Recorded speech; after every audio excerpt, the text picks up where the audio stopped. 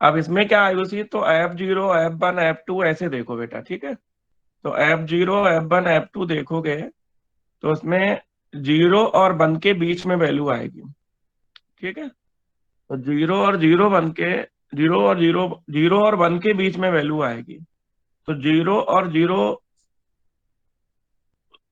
और 1 के बीच में जब वैल्यू आएगी तो हम लोग ए को मान लेंगे 0 और बी को मान लेंगे 1, तो अभी आंसर आएगा। अब इतनी जल्दी नहीं आएगा, जैसे इन्होंने 4 स्टेज में ही कर दिया, क्यों? क्योंकि इन्होंने अभी जो हमने बताया ना कि 0 और 1 के बीच में रूट निकलेंगे, तो उन्होंने 0.1 0.2 0.3 0.4 ऐसे देखा कि कहाँ पे अपोजिट चिन्ह हो रहे हैं, तो नियरेस्ट टू वैल्यूज जो होंगी उनको इन्होंने ले लिया। लेकिन ऐसा आप रट के थोड़ी चलोगे कि ये क्वेश्चन हमें रट के जाना है, ऐसे थोड़ी करोगे। तो वो तुम्हें अपने तरह से ही करना है कि इसमें F0 और F1 अपोजिट चिन्ह के हैं। F0 डाल के देखना कोई जरा, 3x minus cos x minus 1 में F0 डाल के देखो और F1 डाल के देखो, तो इनके सर चिन्ह एफ अपोजिट हो रहे होंगे। हम्म। सर F0 से सर -2 आया था और F1 से आया था 1.00015 पॉजिटिव। बिल्कुल। तो वहां समझ में आ गई कि इनके चिन्ह अपोजिट हो रहे हैं, तो इसका मतलब 0 और 1 के बीच में अगर आप निकालोगे तो आपको आंसर मिल जाएंगे। तो रट नहीं सकते हो, किताब को मत देखो। लेकिन सर इस क्वेश्चन में लिमिट भी तो दी है, अप टू 3 या 4 इटरेशन तक दी है, तो उस हिसाब से तो 0.67 आ रहा था।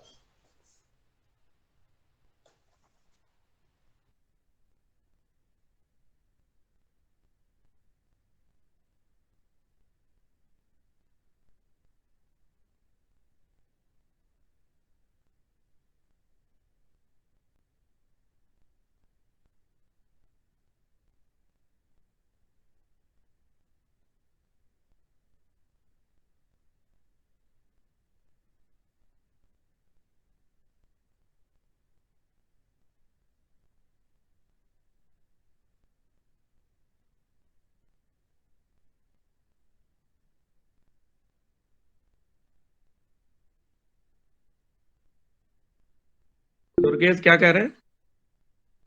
सर ये कह रहा था कि बुक में सर लिमिट दी है ना कि 0 पॉइंट वो सॉरी अप टू 4 इटरेशन तक करना है या 3 तक।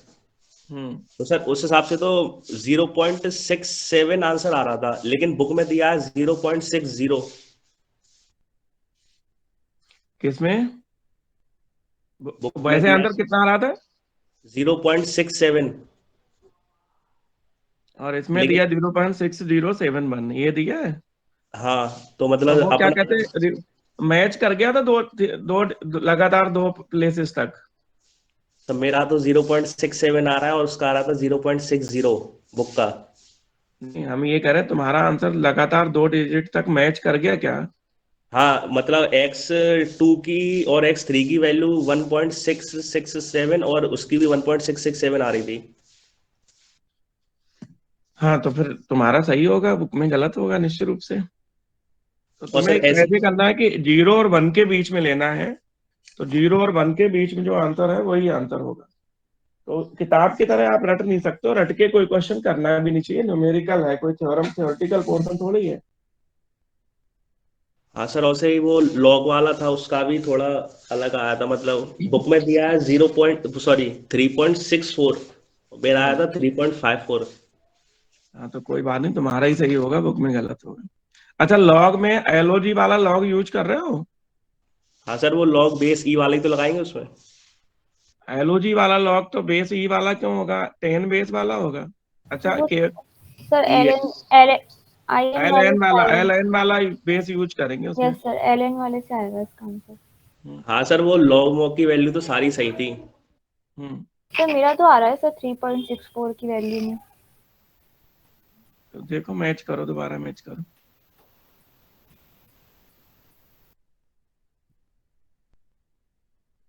दोबारा मैच करो भाई। सर उसमें 4 इटरेशन तक की लिमिट है ना, तो उस हिसाब से तो 3.54 ही आया था मेरा।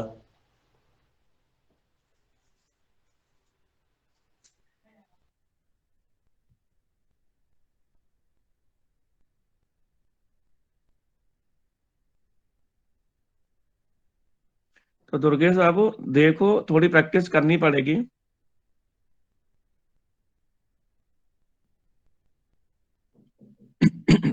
समझ गए? जी सर।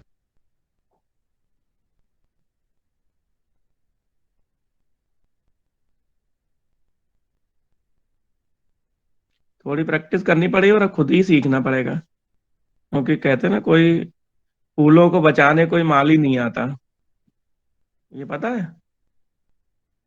हाँ सर, थोड़ा बहुत अगर इधर मतलब 19-20 का थोड़ा अगर रिकॉर्ड ना आए तो कोई दिक्कत तो नहीं है? नहीं नहीं, कोई दिक्कत नहीं है। नहीं तो नंबर काट दे, एक ही ना दे कि एक्यूरेट ही नहीं है। यूनिवर्सिटी वालों को कुछ भरोसा नहीं है। हाँ हाँ, कोई बात नहीं, वो क्वेश्चन आएंगे ही नहीं।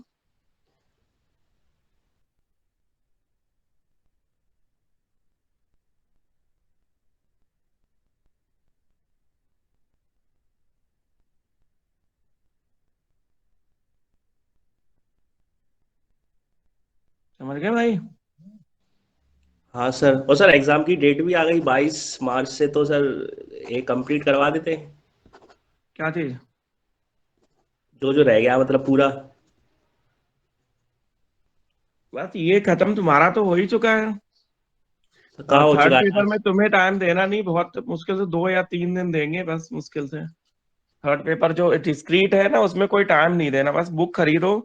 हम जो क्वेश्चन कराने हैं वो कराएंगे, क्राइम तो केवल के आरजी वालों को देना है बस। सर तुम्हें तो कोई टाइम टाइम देना नहीं।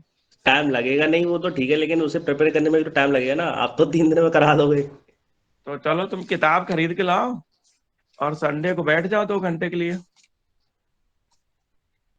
ठीक जाएगा है। खत्म। जो हमें कराना है वो उसके लिए मुश्किल तो 3 घंटे में चाहिए, और जो तुम्हें करना है वो लंबा काम है। ठीक है, अब ठीक जल्दी है। से लिखो जरा सुंदर सी थ्योरम, और सब लोग इसको घोंट के पी जाओ, ठीक है? सर लिखो केआरजी प्रूफ। वाले स्टूडेंट को आप कब तक करा देंगे सिलेबस? तुम्हें करा देंगे, 20 दिन में करा देंगे, डेली पढ़ाना पड़ेगा बस। सर फिर तो रिवाइज कब करेंगे? आप जल्दी से कवर करवा दीजिए इसको। अभी तुम पहले थ्योरम लिखो। लिखो प्रूव दैट, दुर्गेश जो थ्योरम हमने पढ़ाई है उसका भेज पाओगे रेट ऑफ कन्वर्जेंस का फोटो? वो न्यूटन रैप्सन, ये क्वाड्रेटिक रेट ऑफ कन्वर्जेंस। हाँ हाँ हाँ, ठीक है सर, डाल देता हूँ। डालो जरा। तो लिखो क्वेश्चन, सब लोग लिख लो। Prove that Newton Raphson method, ये बहुत ज्यादा इंपॉर्टेंट थ्योरम है, और सीकेंड की भी डाल देना। तो सिद्ध तो करो कि, हाँ, सीकेंड की तो नहीं है, वो आपने करवाई नहीं थी। अच्छा कोई बात नहीं, तो कर लेना आज बैठ के, फिर डाल देना। तो लिखो सिद्ध करो कि न्यूटन रैप्सन विधि में, सिद्ध करो कि न्यूटन रैप्सन विधि में अभिसारिता की दर द्विघातीय होती है। Prove that rate of convergence in newton Raphson method is quadratic. तो सिद्ध करो कि न्यूटन रैप्सन विधि में अभिसारिता की दर द्विघातीय होती है। अथवा करके लिख लो, find sir order of sir Newton convergence. Raphson method. Newton Raphson method has a quadratic rate of convergence.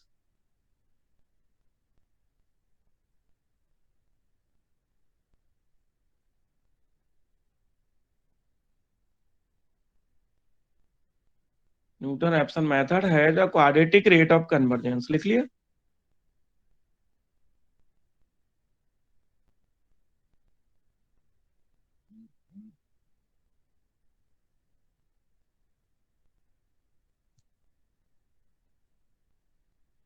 Proof लिखो इसका। सर और करके क्या लिखना था? और करके लिखना है, find the order of convergence of Newton Raphson method. Newton Raphson विधि में, न्यूटन रैप्सन विधि में अभिसारिता की दर ज्ञात करो। Find order of convergence of Newton.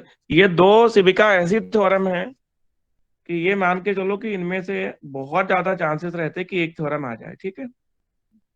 तो तुम्हें कोशिश करनी है यहाँ पे, और बहुत ज्यादा इंपॉर्टेंट है, इसलिए इन दोनों को बिल्कुल घोंट के पी जाना है, ठीक है?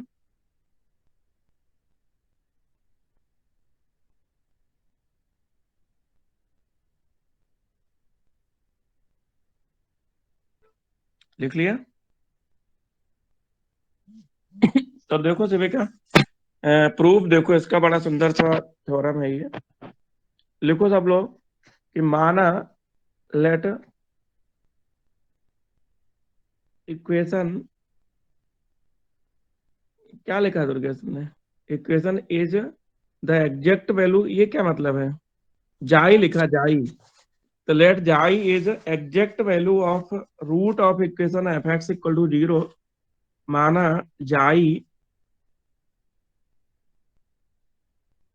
समीकरण एफ एक्स इक्वल टू 0 के मूल की यथातथ मान है। तो माना जाई समीकरण एफ एक्स इक्वल टू 0 के मूल का यथातथ मान है।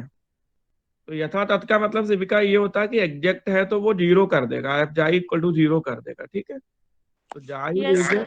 Exact value of root of the equation f x equal to 0। Xi समीकरण इतने के मूल का यथातथ मान है।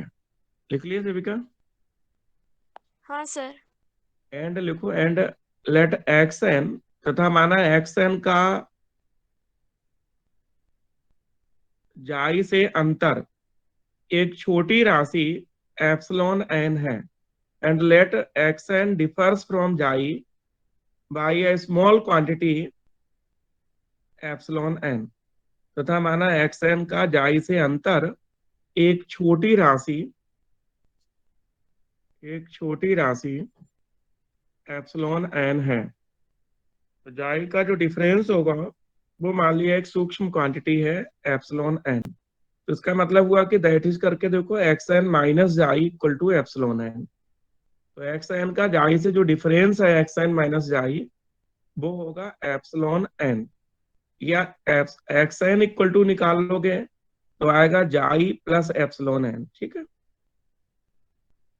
फोटो दुर्गेश ऑनलाइन वाले ग्रुप पे भी डाल देना। तो अभी देखो Durgesh, x n equal to xi plus epsilon n है। तो एक्स एन प्लस 1 निकालेंगे तो एन की जगह शिविका कितना हो जाएगा? Sir n n+1। बिल्कुल। तो एक्स एन इक्वल टू जो लिखा है उसका एक्स एन प्लस 1 निकाल लेंगे तो वो जाई प्लस एप्सिलॉन एन प्लस 1 होगा। अब न्यूटन रैप्सन मेथड सबने पढ़ रखा है, तो क्या होता है शिविका, पढ़ के बताओ। X n plus 1 equal to, xn minus fxn upon f'(xn)। अब इसमें एक्स एन की जगह और एक्स एन प्लस 1 की जगह दोनों जगह वैल्यू लिख लो। एक्स एन है जाई प्लस एप्सिलॉन एन और एक्स एन प्लस 1 है जाई प्लस एप्सिलॉन एन। तो दोनों वैल्यू एक्स एन प्लस 1 और एक्स एन की वैल्यू यहाँ रखो शिविका, जाई से जाई काट दो और epsilon n plus 1 equal to जो आया है उसको एक नंबर दे दो। दिख रहा है? हाँ सर। तो बहुत ही इंपॉर्टेंट ये कह लो कि इस चैप्टर की सबसे ज्यादा आई हुई दो चीजें हैं, न्यूटन रैप्सन मेथड और एक सीकेंट भी अभी बताएंगे तुम लोगों को। तो epsilon n plus 1 equal to बचा है epsilon n minus f of xi plus epsilon n upon f dash xi plus epsilon n. आप सबका टेलर थ्योरम कभी पढ़ी है तुमने? हाँ सर पढ़िए। तो देखो टेलर थ्योरम कैसे काम करती है, ये बताओ। F x plus h equal to कितना होता था? Sir fx plus h f'(x) plus h² upon 2 factorial f'(x) plus dot dot dot. हाँ तो देखो वही टेलर थ्योरम यहाँ लगी है, f of xi plus epsilon n. तो ये हो जाएगा F xi plus F, H की जगह एप्सिलॉन एन है तो f xi plus epsilon n f dash xi plus epsilon n का होल स्क्वायर और f upon 2 factor f double dash xi plus dot dot. तो अंशतः टेलर थ्योरम याद होगी, f x plus h equal to f x plus h, h की जगह epsilon n है और जाई एक्स की जगह है। तो ये टेलर थ्योरम हो गई अंशिता। आप बताओ अंशिता, इसमें एप्सिलॉन एन जो है वो बहुत छोटी क्वांटिटी है। तो अगर एप्सिलॉन एन बहुत छोटी क्वांटिटी है तो हम उसको क्या करेंगे दुर्गेश बताओ? एप्सिलॉन एन छोटी क्वांटिटी है तो क्या करेंगे दुर्गेश? सर माइनस कर एप्सिलॉन एन, देंगे। छोटी क्वांटिटी है तो एप्सिलॉन एन की हायर पावर को नेग्लेक्ट करेंगे, और चूंकि जाई रूट ऑफ द इक्वेशन है इसलिए एफ जाई इक्वल टू कितना लिख देंगे, 0। तो ये जो इक्वेशन बनी है सिविका, इसमें एफ जाई जहां लिखा है एक जगह वहां 0 लिख दो, क्योंकि जाई क्या है, रूट ऑफ द इक्वेशन है। तो हाँ जाई सर। अगर रूट ऑफ द इक्वेशन है तो एफ जाई कितना, 0। और हायर पावर्स जो एप्सिलॉन एन की है, ये तुमने काट क्यों दिया, neglecting higher powers of epsilon n. Sir वो नीचे लिखा है साइड में, मतलब अभी तो अपन उसको सॉल्व जाई एफ जाई की वैल्यू रखी है ना। अभी अपन एक्सपेंड कर रहे हैं इसको, है ना। हाँ। ठीक है, कोई बात नहीं। तो देखो इसी तरह से जैसे इसका F xi plus epsilon N निकाला है, उसी तरह से f dash xi plus epsilon n फिर टेलर थ्योरम लगाएंगे। तो होगा एफ डैश जाई, अगेन लिखते ना, अगेन यूजिंग टेलर थ्योरम। तो पुनः यस टेलर प्रमेय से f dash xi plus epsilon n f double dash xi plus epsilon n का whole square upon 2 factorial f triple dash xi. Shivika समझ में आ रहा कि टेलर थ्योरम अपन ने पहले कहाँ लगाई थी, एफ जाई में, अब कहाँ लगा रहे हैं। एफ डैश जाई। बिल्कुल। तो यहाँ पे सिविका जो टेलर थ्योरम लगी है उसमें भी वही काम करेंगे कि जो हायर पावर्स है उनको नेग्लेक्ट करेंगे, ठीक है। तो सबसे पहले तो ये दोनों मान उठा के सिविका फर्स्ट में रख दो, f xi plus epsilon n और f dash xi plus epsilon n, दोनों वैल्यूज को उठाओ और जो 1 नंबर इक्वेशन है उसमें रख दो। तो आप पुटिंग इन 1 करेंगे तो epsilon n plus 1 equal to कितना आएगा, एप्सिलॉन एन माइनस ऊपर एफ जाई प्लस एन था उसकी वैल्यू लिख दी, नीचे f yes dash sir. Xi plus epsilon n थी उसकी वैल्यू लिख दी। कोई दिक्कत नहीं है, बहुत सरल लगेगा, पूरा बहुत व्यवस्थित कराया हुआ है हमने। तो वैल्यू जब लिख दोगे सिविका और हायर पावर को नेग्लेक्ट करोगे तो केवल इतना बचेगा जो सामने दिख रहा है आपको। कितना बचेगा, epsilon n plus 1 equal to epsilon n का square f double dash i upon 2 f dash i. ठीक है, ये बचेगा। तो यस सर। इसमें से epsilon n plus 1 upon epsilon n square लिख लेंगे और इसका मॉडुलस लेके लिमिट लिख देंगे। तो जो इक्वल टू में सिविका लिखा है ये कांस्टेंट टर्म है। तो इसका मतलब हाँ ये सर। हुआ कि epsilon n upon epsilon n square जो है ये कांस्टेंट है। इसका मतलब जो एप्सिलॉन एन प्लस 1 का रेट ऑफ कन्वर्जेंस है वो स्क्वायर में है, मतलब क्वाड्रेटिक है।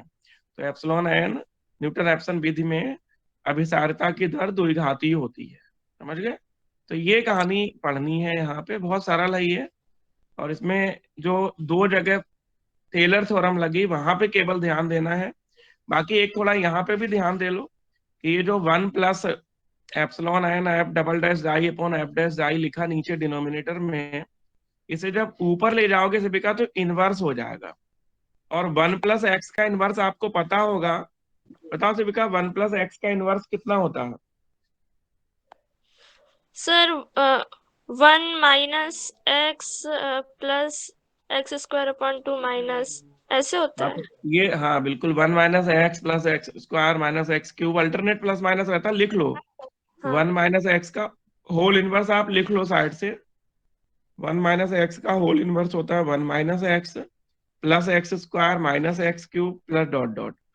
तो ये जब लिखेंगे सिविका यहाँ पे तो 1 माइनस एप्सिलॉन एन और ये पूरा आएगा, प्लस इसका स्क्वायर आएगा माइनस इसका क्यूब आएगा।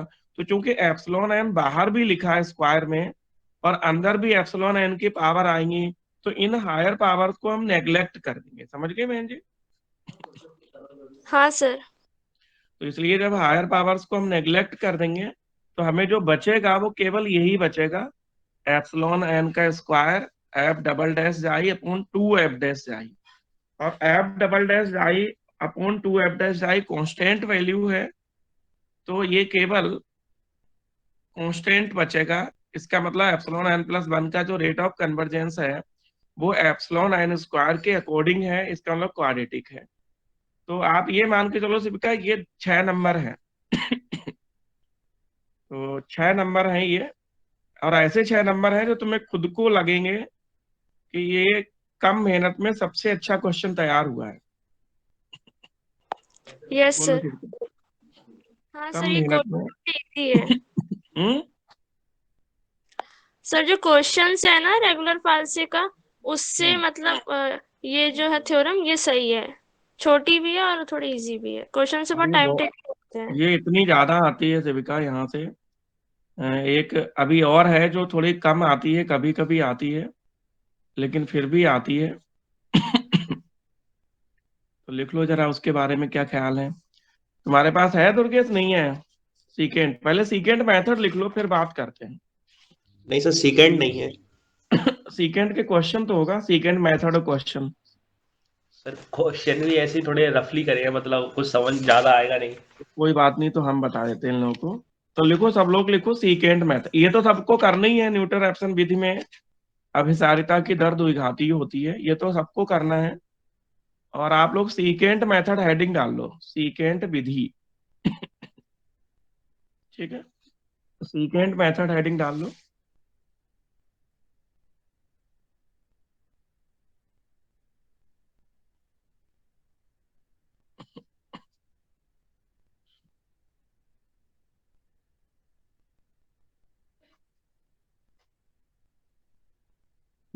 सीकेंट विधि डाल ली आयुषी? तो सीकेंट का जो आयुषी फार्मूला है, सबसे पहले तो वो देख लो। सीकेंट का फार्मूला ये लिख लो जरा सब लोग। शिविका दिख रहा फार्मूला सीकेंट मेथड का? सर सही से नहीं दिख रहा, ये है क्या xn+1? हाँ, x n plus one equal to x n minus, sir अब इसकी दिख रहा फोटो है? खींच के भेज दो ना सर। मतलब फोटो खींच के भेज देते।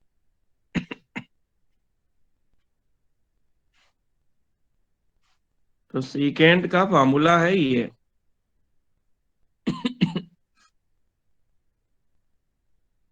अब दिख रहा है शिविका स्क्रीन पे? हाँ सर दिख रहा है। तो लिखो, बोलो क्या लिखा। सीकेंट मेथड पहले लिखना SECANT, ठीक है, सीकेंट विधि।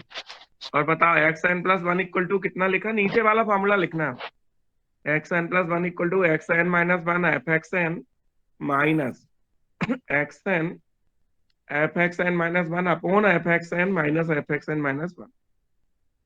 तो चार मेथड है शिविका यहाँ पे, एक है बाइसेक्शन मेथड, एक है रेगुलर फॉल से, एक है न्यूटन रैप्सन, और आखिरी है सीकेंट मेथड। ठीक है, तो सीकेंट का यस पहले फॉर्मूला लिख लो। और ये एक ऐसा मेथड है शिविका, इसमें ये नहीं देखा जाता कि रूट किन के बीच में है। कोई भी दो वैल्यू अगर तुम्हें दे दी गई, तो वहीं से तुम्हारा वो निकल आता है। समझ गए? कहीं से भी वैल्यू दे दी जाए। तो इसमें अच्छी बात ये है कि इसमें ये नहीं देखना पड़ता कि किन के बीच में है। लिख लिया Shivika? X n plus one equal to x n minus one into f x n minus x n f x n minus one upon f x n minus f x n minus one. तो ये तो है secant method. पहले इसका question देख लो, फिर तुम्हें इसका रेट ऑफ कन्वर्जेंस बताते हैं। ठीक है, इसका क्वेश्चन लिखो एक, सीकेंट विधि से, या क्वेश्चन भी स्क्रीन पे ही ले आते हैं।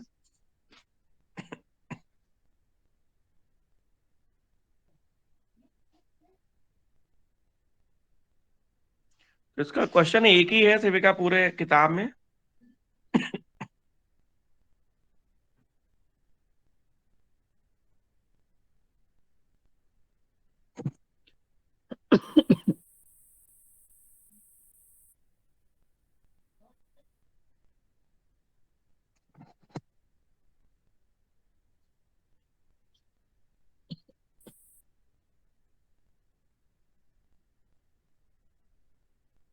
शिविका ये क्वेश्चन दिख रहा होगा एक, यूज द सीकेंट मेथड, दिख रहा है स्क्रीन पे? यस सर दिख रहा है। तो लिखो, use the secant method to estimate root of the equation. Initial estimate दे रखे हैं 4 और 2, तो x1 और x2 दे रखे हैं 4 और 2। लिख लो क्वेश्चन। सीकेंट विधि से x square minus 4x minus 10 equal to 0 का मूल ज्ञात करो, जबकि प्रारंभिक मान x1 इक्वल टू 4 और x2 इक्वल टू 2 है। अंशतः स्क्रीन प्रॉपर दिखाई दे रही है? हाँ सर। लिख लो आराम से। सर इसका एक एक बार क्वेश्चन बुक बात में कर बताओ दो यहाँ तो पे, ज्यादा समझ आएगा। क्या कह रहे हैं? एक क्वेश्चन बोर्ड पे करा दो तो मेथड और क्वेश्चन दोनों समझ में आ जाएंगे अच्छे से। कुछ नहीं समझाना है, सब समझदार हैं, तुम अपनी अकल अपने पास रखो, ठीक है। तुम तो बोर्ड पे समझ चुके हो। तुमने तो इतना इतना पढ़ाने के बाद तुमने नोट नहीं किया। अरे नहीं सर, नहीं पढ़ा मैंने ये, मतलब मैंने यही तक पढ़ा है बस, न्यूटन रेफसन के मेथड के बाद नहीं ली मैंने क्लास। कुछ कुछ समझना नहीं है, केवल फॉर्मूला याद करना है, समझ रहे। केवल फॉर्मूला याद करना है, वो सामने है देखो। एफ एक्स कितना दिया अंशिता, देखो x square minus 4x minus 10, और x1 x2 दे रखे हैं 4 और 2, ठीक है। तो सीकेंड मेथड इन्होंने पहली फॉर्म में यूज किया है, लेकिन तुम लोग जिस फॉर्म में चाहो उस फॉर्म में यूज कर सकते हो। सिविका बताओ। Yes sir.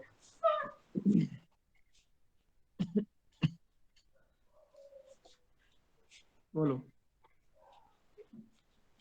सर तो फिर यही, क्या बोलूं?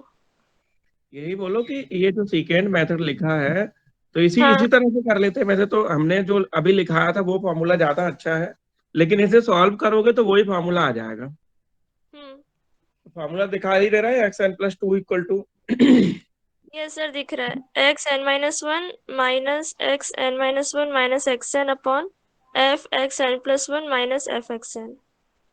तो ये जो फॉर्मूला है इसे पहले 1 के लिए लगाएंगे, देखो आगे। इसे 1 के लिए जब लगाएंगे हम लोग, तो n की जगह यहाँ पे 1 लिखेंगे। एक्स हाँ ये सही दिख नहीं रहा है, स्क्रीन प्रॉपर नहीं है, दूसरी फोटो डालते हैं।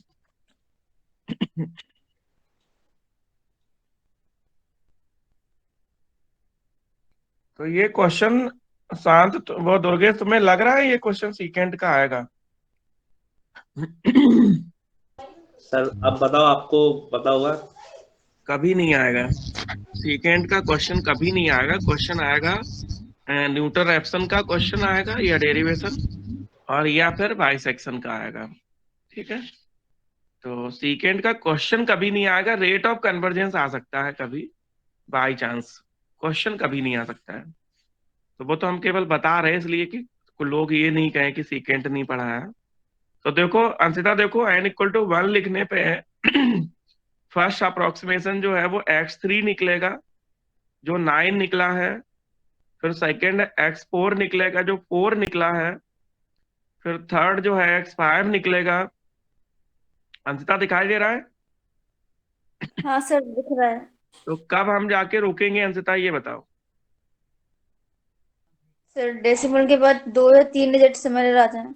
तो जैसे ही दशमलव के 3 अंक मैच कर जाएंगे वैसे ही मिल रुक जाएंगे हम, ठीक है। तो ये अंशिता केवल बता दिया तुम्हें, आएगा नहीं, तुम्हें भी पता होगा नहीं आएगा ये। जो आ सकता है वो देखो।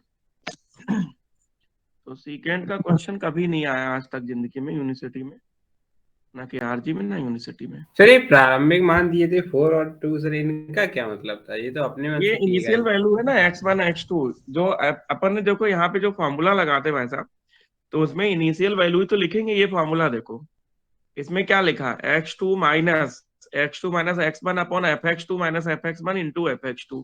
तो इसमें x1 और x2 की वैल्यू पता होगी तभी तो रख पाओगे, बोलो। हाँ सर, हाँ। इसलिए प्रारंभिक मान सेकेंड में दिए रहते हैं।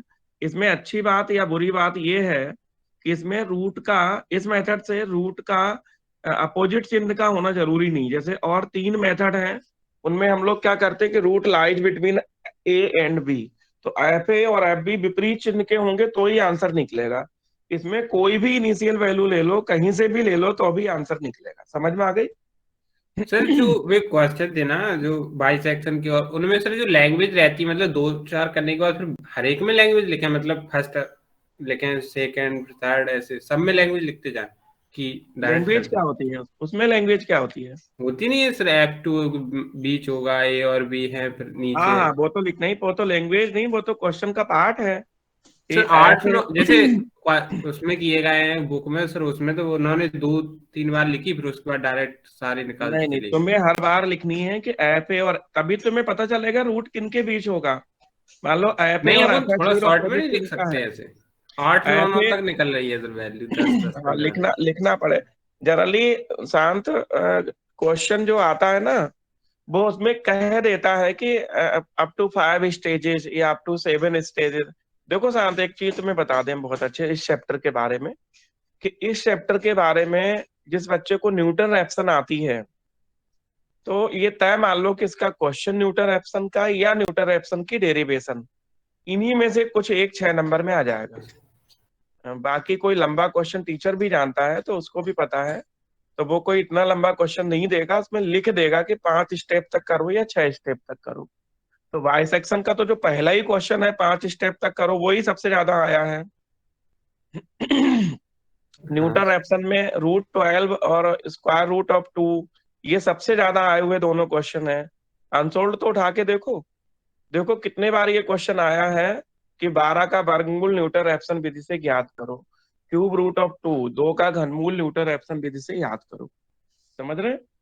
हाँ तो एक बार पढ़ो तो न्यूटन रैप्सन से शुरू करो। सबसे पहले न्यूटन रैप्सन करो, फिर वाई सेक्शन करो, फिर रेगुला फाल्से करो। और जो सीकेंट है इसका, केवल ये जो रेट ऑफ कन्वर्जेंस हम समझा रहे हैं, इसकी चिट बना के ले जाना है। और आने की चांस तो हाँ कम है, फिर भी अगर आ जाए तो पहले ही पेंसिल से लिख देना या कॉपी में लिख देना, फेंक देना।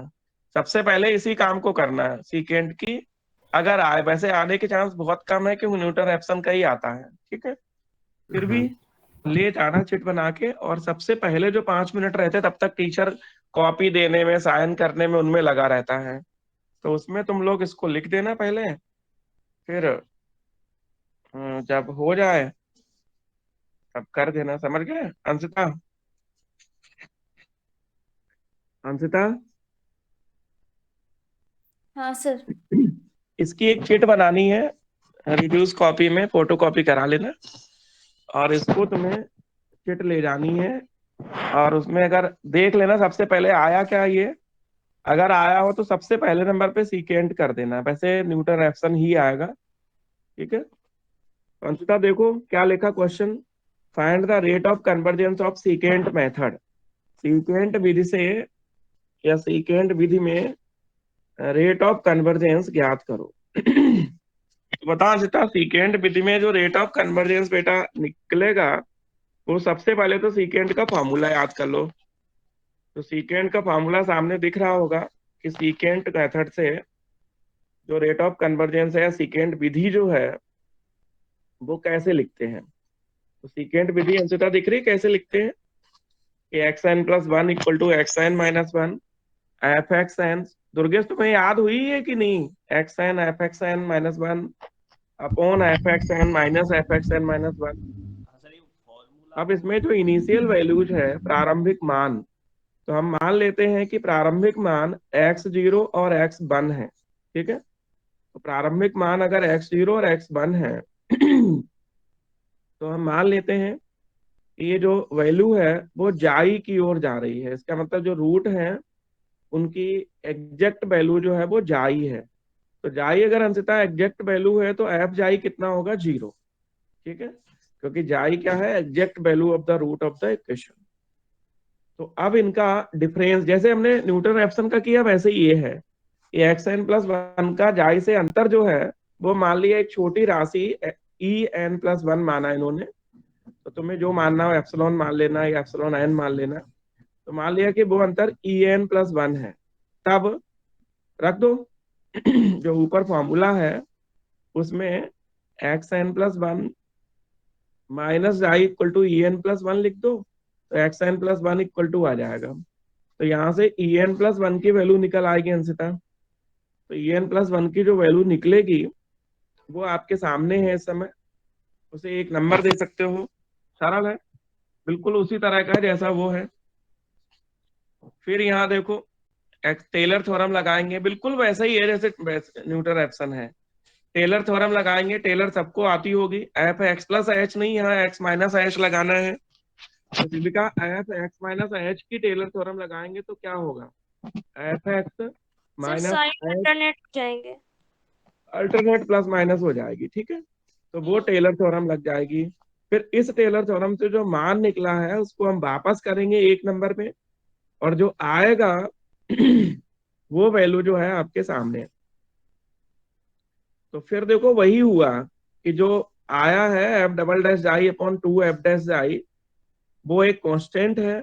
इसका मतलब ये हुआ कि ई एन प्लस वन का जो रेशियो है वो ई एन माइनस वन की पावर पी मान लिया अपन ने। अब पी की वैल्यू निकालने के लिए यहाँ अपन को कैलकुलेशन करना पड़ेगा। तो पी की वैल्यू निकली है 1.618। इसका मतलब जो रेशियो निकलेगा वो 1.618 के रेशियो में निकलेगा। इसका मतलब रेट ऑफ कन्वर्जेंस जो होगी वो 1.618। इसको रट के रखना है सभी बच्चों को, दोनों क्वेश्चन आज के। एक है न्यूटन रैप्सन मेथड का रेट ऑफ कन्वर्जेंस और एक कौन सा है, सीकेंट का कन्वर्जेंस। शिविका बताओ, न्यूटन रैप्सन का रेट ऑफ कन्वर्जेंस और सीकेंट का रेट ऑफ कन्वर्जेंस क्या लग रहा है? सर न्यूटन रेप्सन का तो इजी है। ये उससे और ज्यादा इजी है। ये इसमें वाला कुछ नहीं तो करना, एक बार पढ़ना trigonometry पड़ेगा टाइम निकाल के थोड़ा सा। हाँ। उसमें और इसमें एक रत्ती मात्र का अंतर नहीं है, फिर देखो समझा देते हैं। काम बिल्कुल वही किया है, ठीक है। कि ई एन उसमें अपन ने जाई एन वो कितना एप्सिलॉन एन माना था, इसमें ई एन प्लस वन मान लिया। तो ई एन प्लस वन और ई एन निकाल के फर्स्ट में रख दिए। फर्स्ट में रख के टेलर थ्योरम लगा दी। टेलर थ्योरम को सब्स्टिट्यूट करके जो रेशियो आया है उसको अपन ने अल्फा मान लिया। तो मान लिया कि e n plus one equal to beta into e n की पावर पी। तो इसका रेशियो निकलेगा वो पी के लिए क्वाड्रेटिक है। तो 1/p+1 इक्वल टू पी निकला है, तो उसे सॉल्व कर लो।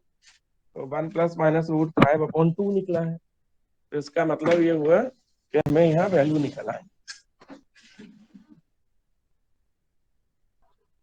तो देखो आज अच्छे करो बुरे करो जैसे भी करो, हाँ तुम्हें दो काम करने हैं, rate of convergence of Newton Raphson method और rate of convergence of secant method.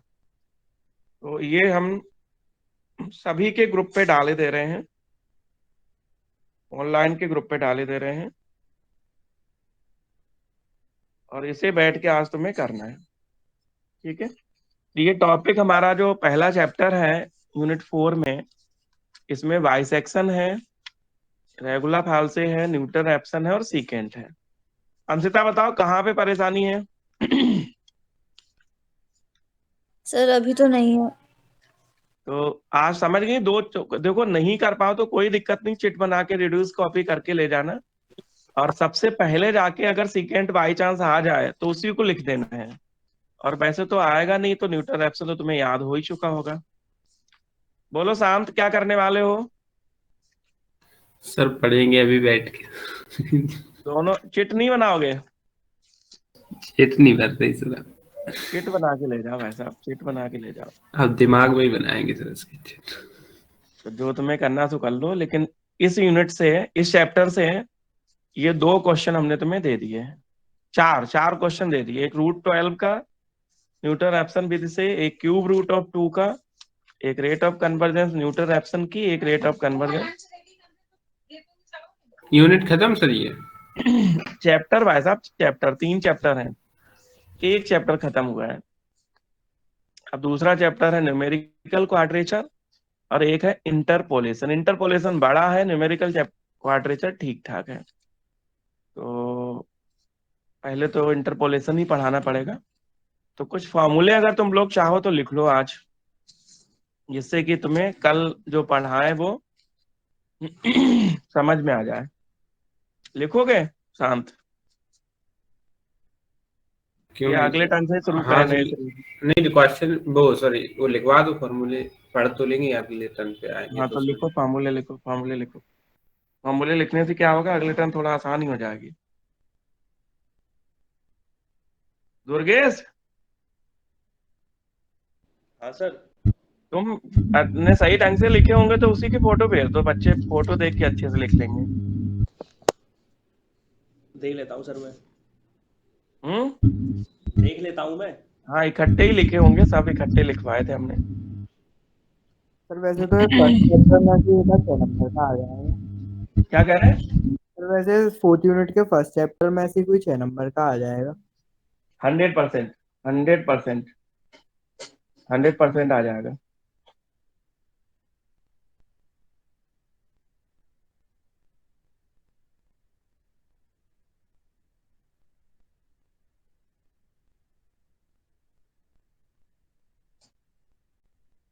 First chapter से 100% आ जाएगा। फिर भी देखो कुछ चीजें हैं, क्योंकि तुम्हें पता है कि 2 नंबर का इस चैप्टर से नहीं आएगा, तो हमें 2 नंबर का इंटरपोलेशन से ही पढ़ना पड़ेगा।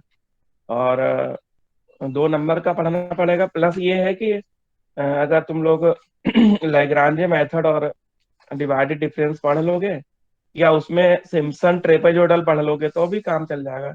तो देखो ऑप्शन हमेशा रखना चाहिए, ऐसा नहीं कि इसमें से आ जाएगा तो बाकी छोड़ दिया, नहीं आया तो। इसलिए हम लोग सिम्पसन ट्रेपेजोइडल और ये सारी चीजें पढ़ के रखेंगे।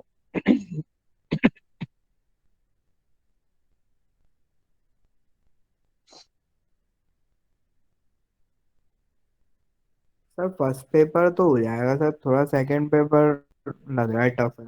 सेकेंड पेपर अभी बहुत जल्दी दोपहर में हम पढ़ाने वाले हैं। तो ये देखो फॉर्मूले हैं, सब लोग बैठ के लिख लो। सबसे पहले फॉरवर्ड डिफरेंस फॉर्मूला, अग्र अंतर संकारक। तो अग्र अंतर संकारक है, ये डेल्टा की तरह बनता है, मतलब डेल्टा ही होता है।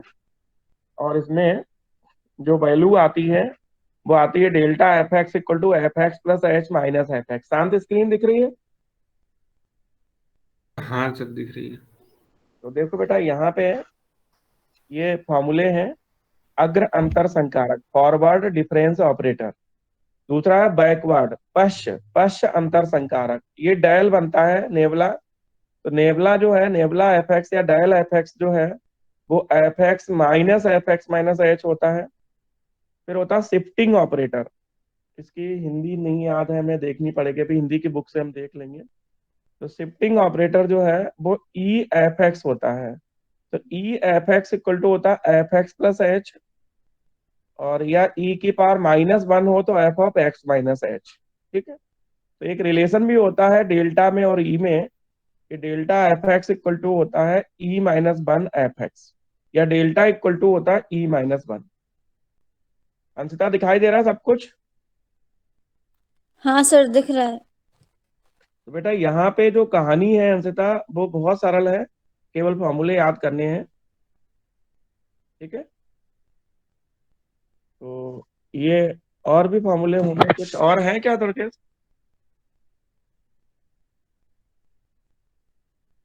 ये देखो एक डेरिवेशन है, इसको भी आप लोग कर सकते हो, इस डेरिवेशन को, कि डी जो है डिफरेंस ऑपरेटर होता है। अंतिका दिख रहा है डी एफ एक्स? हाँ सर दिख रहा है।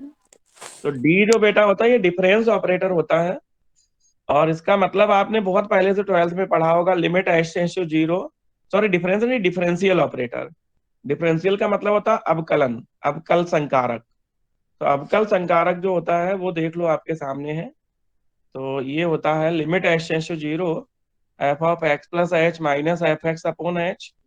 तो इसमें हम टेलर थ्योरम में एफ डैश एक्स की जगह डी एफ एक्स लिख के और एक रिलेशन बना लेते हैं, दिख रहा होगा f x plus h equal to f x plus h differential of f x plus h square differential square हो जाएगा। तो ये दो चीजें अभी शांत बैठ के लिख लो, ये 2 पेज हैं, ऑनलाइन हाँ ग्रुप पे डले हुए हैं, बाकी किसी को करवाने हो तो एक दूसरे से करवा लेना। तो ये अंशतः आज तुम्हें एक तो forward difference operator delta f x equal to f x plus h minus f x, backward del operate del या nabla f x equal to f x minus h, shifting operator e f x equal to f x plus h, या e की power -1 है तो f of x minus h, और ये relation delta equal to E-1 या e equal to delta plus 1। और ये difference operator, differential operator F dash जो होता है, या डी कैपिटल डी। तो अंशतः इतना अपनी कॉपी में लिख लो, याद कर लो। कल हम लोग इसके बारे में आगे बात करेंगे। बोलो अंशिता। हाँ सर।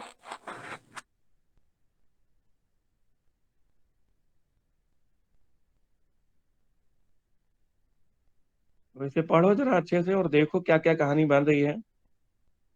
सर कल मतलब अगले टर्म पे ना, या कल? कल तो हम ग्वालियर में ही नहीं है, पहले से डाला हुआ है, छुट्टी है कल की। और परसों सुबह मिलेंगे 9:15 पे ARG वालों को, स्टेट्स वालों को, सांख्यिकी वालों को, और 10:10 पे तुम लोगों को ज्वाइन करना है और हम सिखाएंगे तुम्हें इंटरपोलेशन, ठीक है। और उसमें करना ये है तुम सब लोगों को कि ये न्यूमेरिकल पोर्शन है, तो अगर अगर पॉसिबल हो तो एक बार ऑफलाइन जो लोग संभव हो वो आके जरूर मिल लें, क्योंकि ऑनलाइन में कैलकुलेटर जैसे तुम्हें चलाना नहीं आ रहा है, या जब पढ़ोगे तो दिक्कतें भी आएंगी, तो वो सारी दिक्कतें ऑनलाइन में हो सकता है दिक्कत आए।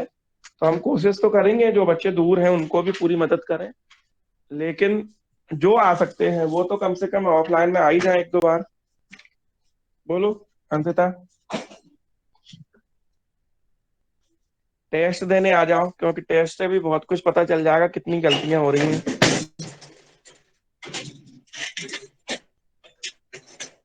बोलो शिविका, यस सर। सही बात है कि नहीं? हाँ सर, सही बात है। क्या सही बात है? सर ये कि टेस्ट देना जरूरी, उससे गलतियां पता चलेंगी ना। टेस्ट नहीं देंगे तो पता ही नहीं चलेगा हम लिख क्या रहे हैं। बिल्कुल। तो सबसे पहला काम यही है कि तुम लोग कोशिश करो कि जहां हो वहीं से टेस्ट दो, या आ सकते हो तो आके टेस्ट दो, ठीक है।